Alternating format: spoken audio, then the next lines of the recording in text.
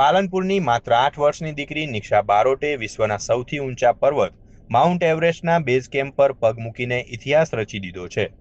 અનુભવી એવરેસ્ટરના માર્ગદર્શન હેઠળ 16 મે 2026ના રોજ કાઠમંડુથી લુકલા પહોંચ્યા બાદ આ સાહસિક યાત્રા શરૂ થઈ હતી. નિક્ષાએ અતિશય ઊંચાઈ, ઓક્સિજનની અછત, હાડ થીજવતી -ડિગ્રી ઠંડી અને પથરાળ રસ્તાઓ જેવા અનેક પડકારોનો સામનો કર્યો. નામચે બજાર, ટેંગબોચે અને ગોરક્ષેપ જેવા અત્યંત દુર્ગમ વિસ્તારો પાર કરીને આ નાનકડી દીકરીએ માત્ર 7 દિવસમાં 22 મેના રોજ આશરે 5364 મીટર એટલે કે 17,598 ફૂટની ઊંચાઈએ આવેલો એવરેસ્ટ બેઝ કેમ્પ સર કરી લીધો હતો. અંદાજે એક સેટઅપ 30 કિલોમીટરથી વધુનું અંતર તેણે એક જ સપ્તાહમાં કાપી અનોખો રેકોર્ડ બનાવ્યો છે.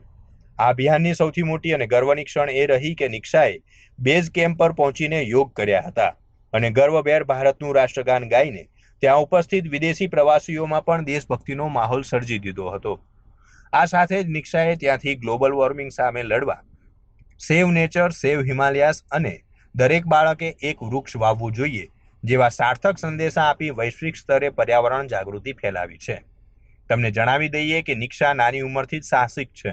તેણે 6 વર્ષની ઉંમરે ઉત્તરાખંડનો કઠિન કેદારકંઠા ટ્રેક કર્યો હતો અને અરુણાચલથી ગુજરાત સુધીની 4,556 કિલોમીટર લાંબી સાયકલ યાત્રા પણ કરી ચૂકી છે, જેના માટે તેને જિલ્લા સ્તરે સન્માનિત કરાઈ છે. પાલનપુરની આ સુપર ગર્લની હિંમતને આપણા લાખ લાખ સલામ.